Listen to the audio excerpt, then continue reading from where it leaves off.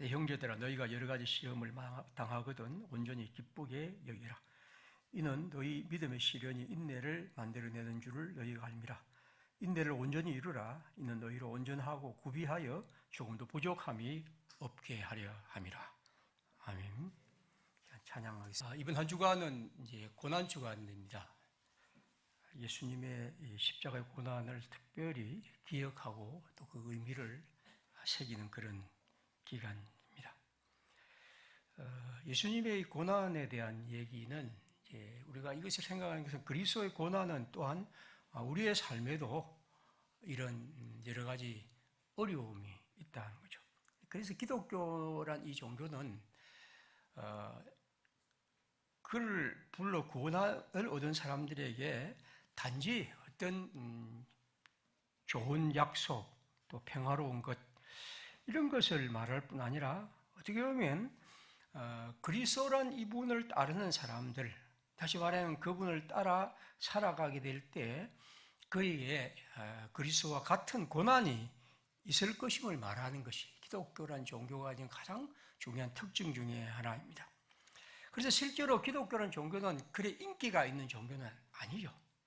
왜냐하면 어떤 평안과 행복을 끝없이 약속하기보다도 오히려 그 약속과 평안이라는 것이 우리 속에 있다면 그건 필연적으로 이 땅에서 어려움과 고난을 받아야 한다는 거죠. 왜냐하면 그리스도가 이 세상에 하나님의 아름다운 뜻을 이루기 위해서 그것을 가로막는 수많은 사람들에 의해서 고통과 고난을 당한 것처럼 그리스도인도 이 세상에서 그리스도의 뜻을 따라 살아가고 이루려 하면 반드시 그와 같은 고난이 있다는 것을 말하기 때문이죠.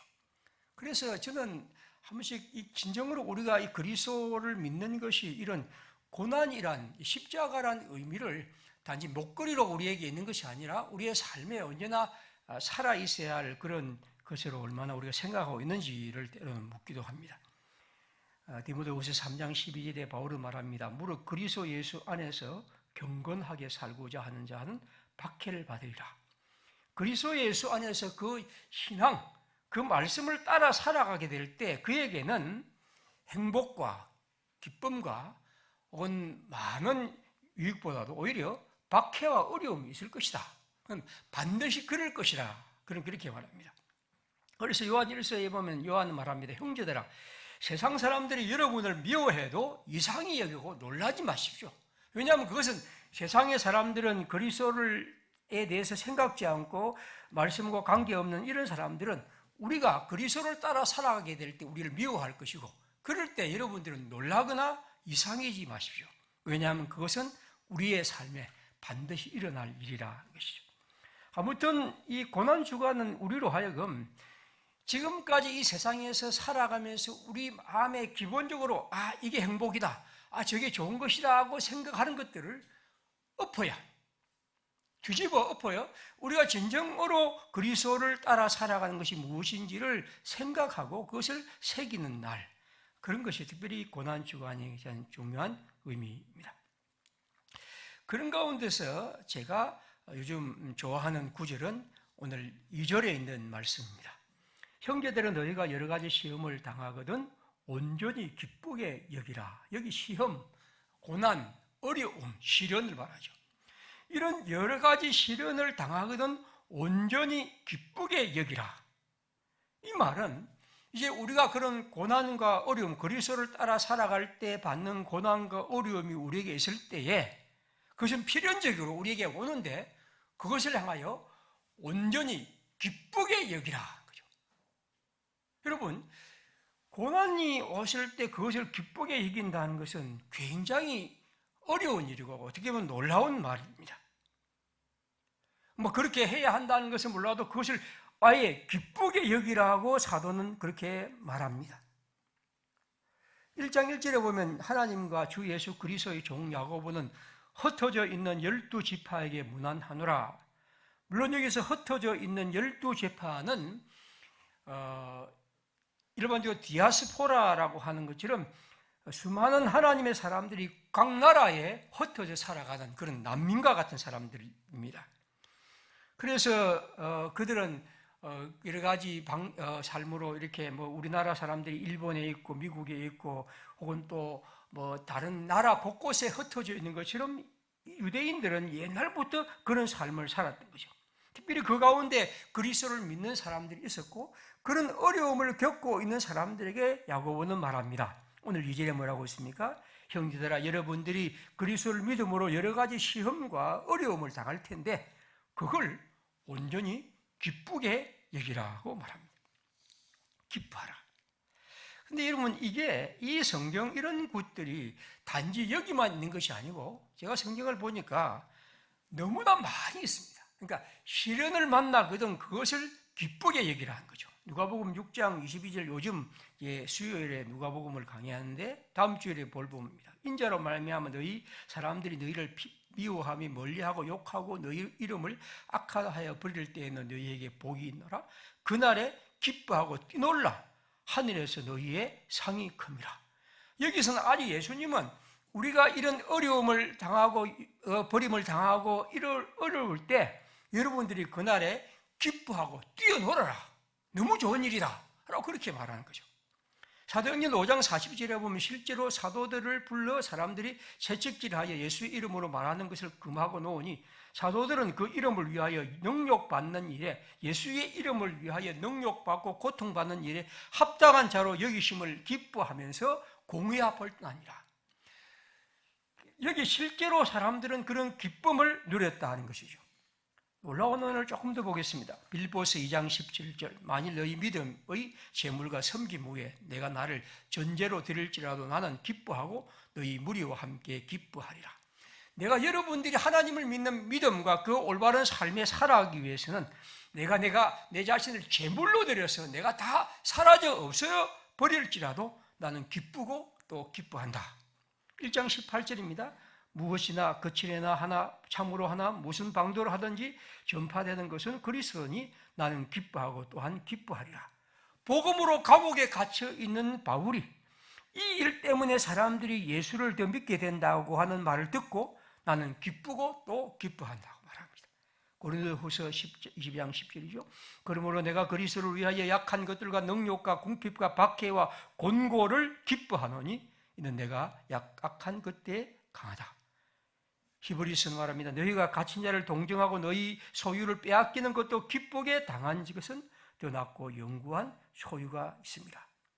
그러니까 이런 성경들이 끝없이 많다는 거죠. 즉 기쁨, 즉 고난 속에서 그리스도인들이 여러 가지 어려움을 당하는 고난 속에서 기뻐하라는 말이 제가 지금 몇 건대로 소개했지만 그 외에도 굉장히 많이 있습니다. 놀라운 일은 그냥 지난 시간에 제가 오래 참으라, 견디라고 말했다면 오늘은 더 나아가서 그리스도인들은 고난을 즐거워하고 기뻐하라고 말합니다. 로마서 2장 4절에 보면 이뿐 아니라 우리가 환난 중에도 즐거워한다. 베드로전서 1장 5절에는 오히려 크게 기뻐한다. 이런 말들이 계속해서 나옵니다. 우리는 이제 이런 성경을 읽으면서 이런 질문을 하죠. 야, 어떻게 고난이란 것이 그냥 뭐 말로만 하는 것이 아니고 실제로 여기 있는 걸 보면 뭐 채찍질을 맞고 그 다음에 욕을 당하고 그리고 따돌림을 당하고 또 소유를 빼앗기고 또 감옥에 갇히고 이런 거에 어떻게 기뻐할 수 있는가 하는 거죠. 이건 사실 우리가 볼 때 이게 놀라운 일입니다. 그래서 사람들은 생각합니다. 그런 경지에 이런 사람들이 이지 우리 같은 범인들은 그런 건 안 될 거야. 왜냐하면 그 정도가 된다면 어떤 경지에 이를 그런 사람이라고 생각하고 우리는 그런 사람들의 이 얘기를 그냥 그 사람들에게 돌려버립니다. 근데 성경은 끝없이 우리에게 말합니다. 그건 단지 그런 경지에 이른 사람들이 아니고 모든 그리스도인들이 그렇게 살아가야 한다. 그리스도인은 하나님의 백성으로서 구원을 얻은 사람으로 그 구원이 우리 삶에 이루어지기 위해서는 그런 고난과 이것이 우리에게 있어야 하고 그것을 우리는 기뻐해야 한다는 것입니다. 또 우리는 이런 질문을 합니다. 과연 이제 우리가 기뻐한다는 것은 사실상 우리가 웃죠. 희낙낙하고 좋아서 그냥 마냥 좋고 웃고 마치 달관한 사람처럼 그렇게 하는 것일까? 여러분이 그런 질문을 하게 되면 성경을 가만히 읽어보면 실제로 그런 사람이 없습니다. 놀랍게도. 그러니까 이 성경을 우리가 읽는 방식에서 마치 우리는 아주 사람들 많은 것처럼 쓸데도 없는 사람처럼 그런 문제에 대해서 그리고 달관한 사람처럼 경제에 이런 사람처럼 그런 건 아니거든요. 오늘 여기 읽은 바울도 그렇고 욥도 그렇고 예언자의 수많은 예언자들도 그런 그리스도를 통해서 고난과 하나님을 믿는 믿음 속에서 그리고 하나님의 뜻을 이루는 그런 삶에서 엄청난 어려움을 겪고 살아갔습니다. 그러면서도 그들 중에 후후 웃고 그거 아무것도 아니다 라고 한 사람은 없습니다. 그래서 우리가 이런 성경을 읽을 때 나는 그게 안 되겠구나. 그 사람들은 웃었지만 나는 전혀 안 돼. 그렇죠. 어떻게 그 일을 웃을 수 있고 어떻게 그것이 좋은 일일 수 있고 그냥 허허할 수 있습니까? 예언자들이나 욥이나 이런 얘기를 들어보면 그 고난 속에서 그들 중에 지금 우리가 생각하듯이 그렇게 웃은 사람은 없습니다. 다 아파하고 괴로워하고 고통스럽게 부르짖고 심지어 하나님을 향하여 따지고 하나님이 왜 이런 일을 하시냐고 주님께 나아갔던 사람들이 바로 그들입니다. 그렇기 때문에 여러분이 기뻐한다는 것은 그냥 웃는다 하는 것은 아니죠. 이런 고난과 하나님의 백성으로서 어려움 속에서 그는 이 끝없이 말하는 기뻐하라, 기뻐하라, 온전히 기뻐하라는 말은 그런 의미는 아니라고 봅니다. 제가 이 성경을 이해하기 위해서 오늘은 예레미야 애가 3장 19절 한 구절을 읽어드립니다. 내 고초와 재난, 곧 쑥과 담즙을 기억하소서. 내 마음이 그것을 기억하고 내가 낙심이 되오나 이것을 내가 마음에 담아두었더니 그것이 오히려 나의 소망이 되었습니다.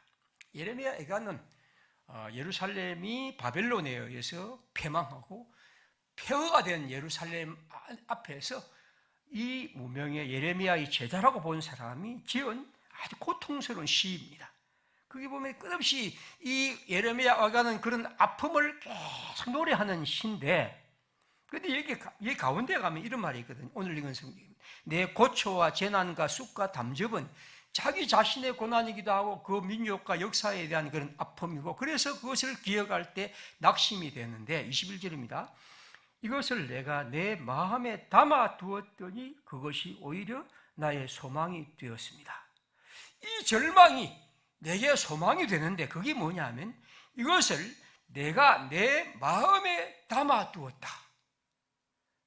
이런 성경은 신학자들이나 목회자들이 설명하는 것은 어리석은 일이라고 봅니다. 그냥 이건 느끼고 받아들인 거죠. 그 고통스러운 상황이 분명히 고통이고 그에게 쑥과 담즙처럼 그런 아픔이지만 그걸 내 마음에 한번 담아두었다는 거죠. 개역 한글판 옛날 성경은 이렇습니다. 내 중심에 회상한 적 오히려 소망이 있었다. 이 번역이 더 좋습니다. 내 중심에 그것을 가져와서 생각하고 묻고 답하고 또 따지고 또 들어가고 하는 것 가운데 그것이 소망으로 다가왔다는 거죠. 물론 이것에 대해서 제가 지금 설명할 수는 없습니다. 그러나 이 성경이 우리에게 말하는 중요한 것은 그 고난과 고통이 내게 소망이 되었던 것은 바로 그것을 내가 혼자 묵상하고 생각하고 내 지식으로, 내 경험으로, 내 삶의 여러 가지 영으로 그것을 생각하고 평가한 것이 아니라 하나님, 내 중심에 계신 하나님과 그것을 생각하고 그것을 살피고 그 속에서 하나님께 다가가게 될 때 그것이 내게 소망이 되었다는 거죠. 그러므로 여러분, 이 고난 주간에 우리가 기억할 것은 고난을 기쁘게 여긴다는 것은 결국 우리가 그 하나님이 우리에게 주신 고난을 하나님의 주신 믿음과 그가 우리에게 베푸신 은총과 그가 우리에게 다가오신 그 속에서 그것을 깊이 생각하고 살피고 사랑할 때 우리에게 그것이 소망과 기쁨이 된다는 것이겠죠. 그것은 우리가 경험해야 할 것이고 그것은 우리 속에 느끼고 살아야 할 그런 일이라고 볼 수 있습니다. 이사야 53장 10절에 성경이 이렇게 말합니다. 여호와께서 그에게 상함을 받게 하시길 원하사 질고를 당하게 하셨은즉 그의 영혼을 속건 제물로 드리게 이르면 그가 씨를 보게 되며 그의 날은 길 것이요 또 그의 손으로 여호와께서 기뻐하시는 뜻을 성취하리로다. 이건 예수님이 우리를 위해서 십자가를 지실 그 고난에 대한 오래된 예언자의 노래입니다. 예수님의 십자가의 얘기를 이 성경은 말하면서 하나님이 그 그리스도에게 상함을 받게 하시기를 원하사, 하나님은 그것을 스스로 원하셨고 여기 보면 그 여호와께서 기뻐하시는 뜻을 성취하라고 했습니다. 하나님은 우리를 위해서 고난당하고 우리를 구원하기 위해서 이런 슬픔과 아픔을 당하는 것을 원하셨다, 기뻐하셨다. 주님은 이렇게 말씀합니다. 다시 말하면 하나님은 우리에게 그런 고난을 통해서 그러한 하나님의 구원을 이루실 뿐 아니라 그 일을 기뻐하시다는 거죠. 그래서 베드로전서 2장 20절은 이렇게 말합니다. 죄가 있어 매를 맞으면 참고 참으면 무슨 칭찬이 있으리요. 그러나 선을 행함으로 고난을 받고 참으면 이는 하나님 앞에 아름다우니라. 이를 위하여 너희가 부르심을 받았다. 즉 의를 행함으로 선을 행함으로 고난을 받고 살아가는 것, 이걸 위해서 부름을 받았으니 그것이 왜 그렇습니까? 그리스도도 너희를 위하여 고난을 받아서 너희에게 본을 끼쳐 그 자취를 따라오게 하려 함이라. 그리스도의 고난의 자취의 길, 우리가 그 길을 따라가는 것.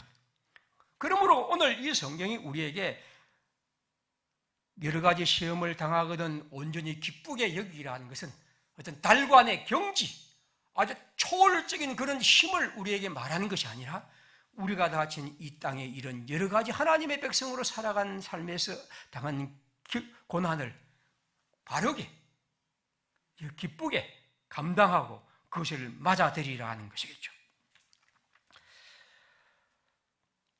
지금 이제 우리나라의 그 드라마가 상당히 그 세계적으로 인기가 있다고 하죠.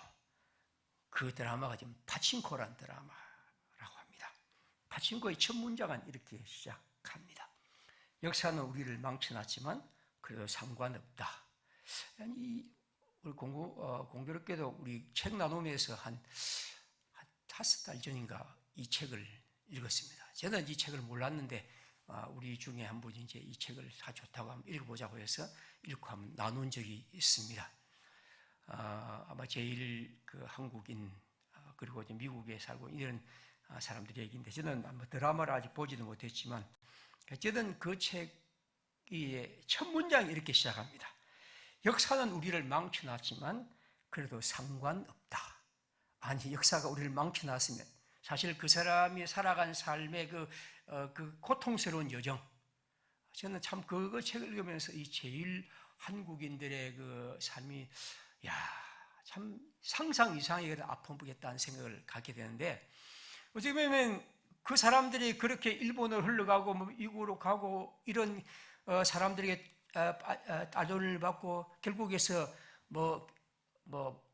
와세다를 나오든 예의를 나오든 하는 것이 빠친코밖에 할 수 없는 그런 슬픈 삶의 얘기를 보면서 역사가 우리를 망쳐놨으면 진짜 절망스러울 것 같은데, 그러나 그래도 상관없다 하는 이 글이 상당히 저는 마음의 첫 번째 문장에 다가왔습니다. 여러분, 저는 이 그리스도인들이 사순절을 맞고 고난주간을 맞이하면서 이 절제와 고행과 금욕에 대한 얘기를 많이 하죠. 물론 그건 저는 필요한 일이라고 봅니다. 우리가 너무 자유롭게만 살고 자기 자신을 한 번도 뭔가 이렇게 간수하는 이런 일이 드문 이런 시대에서 그건 필요하다고 보죠. 그러나 사순절은 또한 여러분 유머, 넉넉한 마음, 다시 말하면 그리스도가 우리를 위해서 고난당하시고 그것을 기뻐하셨다면 우리가 이 세상에서 그리스도와 함께 하나님의 옳은 일을 위해서 살아가면서 조금 받는 이런 크고 작은 어려움과 고통들을 조금 우리의 마음에 넉넉한 마음으로, 기뻐하는 마음으로 유머로 좀 대할 수 있는 것. 이것이 또한 저는 이 사순절에 제가 이 야고보서를 특별히 선택한 그런 이유입니다. 고통. 물론 그건 고통스럽죠. 우리가 우리의 형제들, 우리 자신에게도 그렇습니다. 하지만 우리는 아무리 고달프고 힘겨운 일들이 있다 할지라도 그것에 대해서 야고보가 말하는 것처럼 온전히 기쁘게 얘기란 이 말 속에 우리의 마음을 한번 담아보는 것은 어떨까 하는 것입니다. 나는 뭐도 없다. 나는 뭐도 없다. 나는 뭐도 없다. 우리는 그런 식의 생각들을 때로 할 때가 있죠. 그러나 여러분, 우리가 하나님의 사람으로 살아간다고 할 때 우리에게 없는 것도 있지만 있는 것은 훨씬 더 많이 있습니다. 그리고 우리는 그 속에서 하나님이 주시는 이런 여러 가지 고난들을 이길 수 있는 힘도 주께서 우리에게 주신다고 한다면 우리가 어떤 일에서 나는 뭐가 없고 나는 뭐가 없다고 그렇게 말하기보다도 좀 우리의 삶이 이 고난 주간을 통해서 이러한 온전히 기쁘게 이기라는 이 말을 그냥 남의 얘기로 아주 경제에 이른 어떤 사람으로 얘기로 받기보다도 그 속에서 우리가 하나님의 사람으로 살아가는 것은 어떨까 하는 것입니다. 3절에 뭐라고 했습니까? 이는 너희 믿음의 시련이 인내를 만들어내는 줄 너희가 알미라. 인내를 온전히 이루라. 이는 너희로 온전하고 구비하여 조금도 부족함이 없게 하려 함이라. 우리가 그 길을 걸어가고 우리가 그 길을 신실하게 살아갈 때 우리는 이 세상 어느 누구도 감당할 수 없는 그런 든든한 하나님의 사람으로 살아갈 수 있다는 거죠. 이것이 바로 하나님이 오늘 우리에게 주시는 말씀입니다. 이제 저는 오늘 두 가지 정도 얘기를 하면서 이 설교를 끝맺으려고 합니다. 하나는 자주 소개하는 분이죠. 이 권정생 선생, 이 동화작가이죠. 태어날 때부터 가난과 질병으로 고통당하던 사람, 아마 평생 이분만큼 많은 병을 안고 살아간 사람 없다고 봅니다. 그래서 나중에 그 얘기를 읽어보면 형제들이 많았는데 너무 가난하니까 어떤 사람이 이 사람이 너무 병이 많으니까 자기 동생인가 누가 결혼하게 되니까 네 같은 아이가 우리 집에 있으면 문제가 되니까 그냥 다른 데 좀 가 있어라. 그러니까 쫓아내버렸던 그런 기억까지도 제가 봤습니다. 그러니까 어쨌든 그렇게 평생 그렇게 살아갔던 사람이고 그리고 마지막 숨을 거둘 때도 그런 고통 속에서 살아간 분이죠. 근데 여러분이 알다시피 이분은 참 아름다운 동화를 참 많이 썼습니다. 저는 어릴 때도 조금 읽었지만 나이가 들면서도 이분의 동화를 읽으면서 참 이렇게 힘겹게 살아간 분이 이렇게 아름답고 좋은 동화를 많이 쓰셨구나 하는 생각을 갖는데 이분이 이제 그렇게 해서 동화책을 많이 쓰고 또 작가들 인기가 있어서 돈도 많이 벌었습니다. 한 수십억 정도 벌었는데 하나도 쓰지 않고 가만히 놨다가 돌아가시면서 남북 어린이들을 위해서 쓰라고 이게 남기고 그렇게 가셨던 얘기를 우리가 알고 있습니다. 그분의 글 가운데 이제 그 얘기가 하느님의 눈물이란 글에 보면 이런 말이 있습니다. 제가 읽어드리죠. 골고다 십자가 예수는 위아래 어느 쪽도 말상대가 없는 외톨박이었다. 인간들과 하나님의 합작으로 이루어진 드라마 같은 끔찍한 장면에서 예수는 철저히 버림받은 사람이 되었다. 엘리 엘리 라바 사박다니 나의 하나님 어찌하여 나를 버리시나이까. 그는 십자가 위에서 이렇게 절규했다. 인간으로서 하나님의 아들로서 30살에 넘긴 청년으로 이런 절규가 나올 만큼 고통스러운 예수는 그러나 그런 예수의 절규에 하나님은 끝내 아무 말 없이 침묵으로 보고만 있었다. 옷은 벗겨져 알몸뚱이가 되고 손과 발에 못이 박히고 형틀에 매달린 바로 밑에서는 벗긴 옷을 서로 가지려는 제비 뽑는 망나니들이 있고 창을 든 병사들이 있었고 어머니가 있었고 사랑한 제자들도 있었고 여인들도 있었고 수많은 구경꾼들이 둘러 있었기에 오히려 더 외로웠던 예수. 그렇게 하면서 이제 그 동네 사람들의 슬픈 얘기를 막 들려줍니다. 어떤 사람이 이렇고 어떤 사람이 이렇게 한 다음에 마지막으로 이런 얘기를 쓰죠. 자, 가끔 가다가 이 사람은 이제 그 당시에 그 교회의 종을 치는 그런 사람이었어요. 종치기 있었는데 가끔 가다 아이들이 내게 묻는다. 집사님, 이분이 혼자 사니까요. 집사님, 밤에 혼자서 무섭지 않나요? 그러면 나는 시치미를 뚝 떼고 대답한다. 무섭지 않아. 혼자가 아니고 내가 가운데 누우면 오른쪽엔 하나님이 눕고 왼쪽에는 예수님이 누워서 꼭 붙어 잔단다. 그러면 아이들이 눈이 땡그랗게 되어 다시 묻는다. 진짜예요? 그러면 말하죠. 그렇지. 그럼 진짜지. 그럼 자고 나서 하나님과 예수님은 어디로 가요? 하나님은 콩발러 가시고 예수님은 산으로 들로 농사지으러 다녀오신단다. 이쯤 되면 아이들은 갈피를 못 잡고 더 이상 질문도 못한다. 그 다음 이렇게 말합니다. 외롭다고 째째하게 밖으로 표떼내고 사는 사람이 어디 있겠는가? 혼자서 꾹꾹 숨겨놓고 태연스레 살 뿐이다. 하나님이 계속 내 고통에 침묵하시듯 우리도 그냥 입 다물고 견디는 것뿐이다. 저는 이 글을 읽으면서 하나님을 향한 우리들의 삶에 하나님의 침묵, 하나님이 아무것도 우리에게 대답하지 않으실 때 하나님을 향하여 이렇게 대하는 태도. 그래서 우리는 어떤 의미에서 이 고난을 명쾌해 주십시오라는 기도를 우리는 너무 익숙해 있는데 오히려 그런 기도보다도 이 어려움을 넉넉하고 당당한 마음으로 대하게 해주십시오라는 기도가 우리의 진정한 고난지간의 기도이지 않을까 하는 생각입니다. 또 하나의 얘기입니다. 이것은 오늘 주보에 제가 소개하는 것인데요. 곽정숙 1960년 전라남도 나주군에서 태어났다. 2008년 18대 국회의원 선거에서 민주노동당 대표로 일했다. 의원 임기를 마치고 이듬해인 2013년 2월 간암 선고를 받고 2016년 간암으로 세상을 떠났다. 페이스북에 제비꽃과 민들레 사진 2장을 올리며 이렇게 썼다. 네 곁에서 여전히 볼 수 있다니 감동이구나. 향년 56세로 떠났다. 그는 5살 때 결핵성 척추염으로 척수장애인이 되었다. 우리가 말하는 이 덩이 굽은 사람들이죠. 그는 키는 130cm다. 남들은 즐거웠다는 학창시절에 인생의 가장 슬픈 시기였다.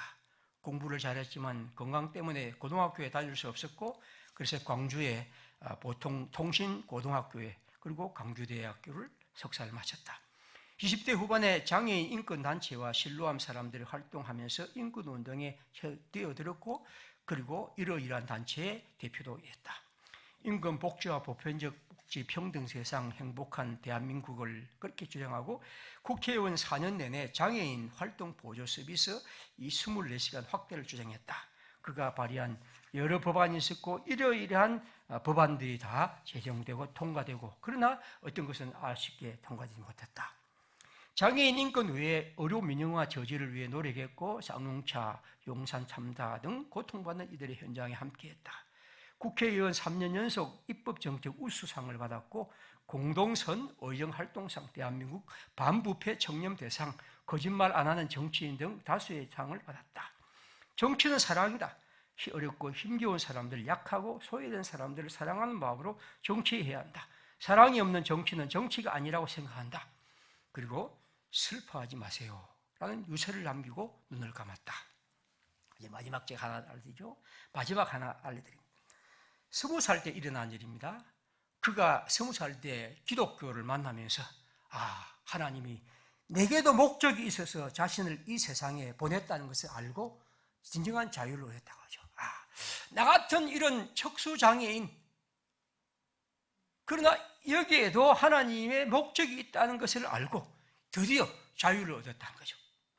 그래서 이제 규율학교 교사를 할 때 아이들이 알다시피 보통 옛날에는 그렇게 덩이 이제 굽은 이런 사람이니까 이 아이들이 이제 이 덩을 보고서 이렇게 말하죠. 아니 그 안에 뭐가 있어요? 물었답니다. 그러자 그는 대답했습니다. 얘야 보물이 들어있단다. 그리고는 옷을 덜쳐서 굽은 덩을 보여주대요. 하나의 고통과 고난을 그렇게 대할 수 있는 것. 저는 이것이 기쁨이라고. 이건 다시 웃는 것은 아니겠죠. 다시 말하면 그에게 닥친 여러 가지 어려움을 그렇게 말할 수 있고 행동할 수 있고 대할 수 있는 자세, 이것은 신앙이 줄 수 있는 힘. 이것이야말로 하나님의 백성들이 가질 수 있는 고난주 안에서 그리스도를 통해서 얻는 유일하고 가장 큰 힘. 이런 사람이야말로 고난을 온전히 기쁘게 여긴 사람이 아닐까? 고난에 대해서 부르짖고 애원하고 한하고 견딜 수 없어 할 때가 있습니다. 그런데 여러분, 그런 가운데 기쁨이야말로 그리스도인이 고난을 대하는 자세입니다. 너무 내 집 없다, 내 뭐 모자란다, 내 어떻다, 너무 그렇게 하지 마십시오. 그리스도인, 하나님의 사람들은 여러 가지 시험 속에서 온전히 기쁘게 여기는 것입니다. 우리는 그 고난 안에 하나님의 보물이 들어있습니다.